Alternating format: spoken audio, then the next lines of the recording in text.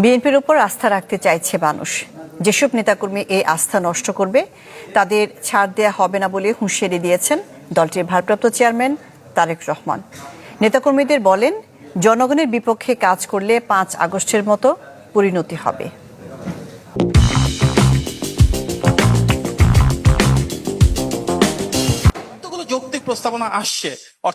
দলের 31 দফা প্রান্তিক পর্যায়ে পৌঁছে দিতে জেলা পর্যায়ে কর্মশালা করছে বিএনপি।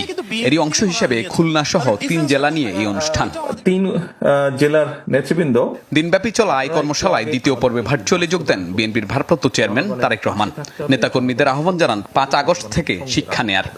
জনগণ থেকে যদি দূরে চলে যাই আমরা, ওই 5ই আগস্টের পরিণতি কিন্তু হবে।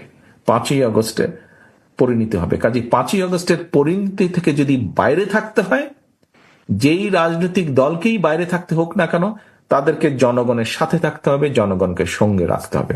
আমি জানি। তারেক রহমান বলেন, মানুষ বিএনপির উপর আস্থা রাখতে চাইছে। এই আস্থা যারা নষ্ট করবে তাদের কেউই ছাড় পাবে না। দল মত নির্বিশেষে সাধারণ মানুষ যারা ভোটার এই দেশের, তারা বিএনপির উপরে আস্থা রাখতে চাইছে।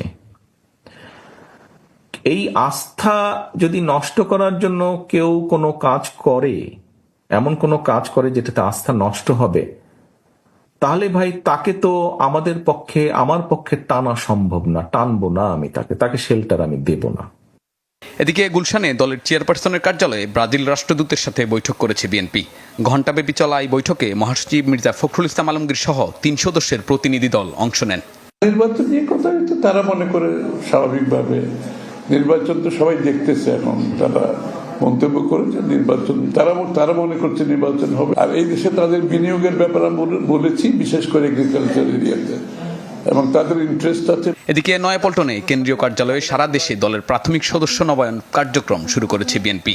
নিরবচ্ছিন্নভাবে যারা সংগ্রাম করেছেন। শাহনেওয়াজ বাবলু, চ্যানেল 24, ঢাকা।